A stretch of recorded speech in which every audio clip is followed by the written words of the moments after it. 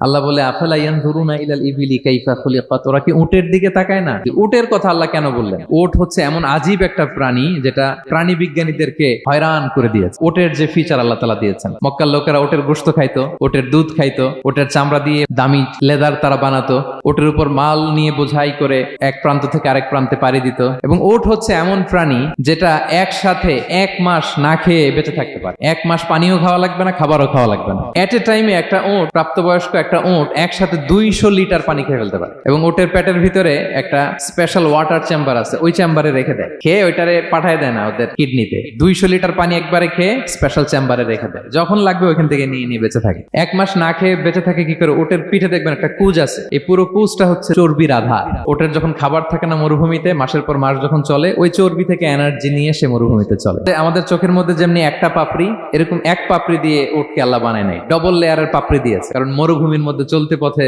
লু হাওয়া থাকবে, মরুভূমির সাইমুম, বালুর ঝড়, এই ঝড় মোকাবেলার জন্য, লু হাওয়া মোকাবেলার জন্য ডবল লেয়ারের চোখের পর্দা। একটা পর্দা ফেলে রাখে আর একটা খুলে সে হাঁটতে থাকে, তার কিছুই হয় না। সুবহানাল্লাহ। এবং মরুভূমির মধ্যে যে ক্যাকটাস আছে, গুলমলতা, বড় বড় কাঁটা জাতীয় গাছ, যেই কাঁটা পৃথিবীর কোনো প্রাণী খেতে পারবে না, কিন্তু একটা উট অনায়াসে খেয়ে ফেলতে পারে। উটের জিহ্বাকে এবং পাকস্থলীকে আল্লাহ এমন স্পেশালি মেড করেছেন, যত কাঁটা দিবেন খেয়ে সাবার, ওর কিছুই হয় না। আরে উটকে নিয়ে গবেষণা করলেই তো উটের মালিককে খুঁজে পায় তারা।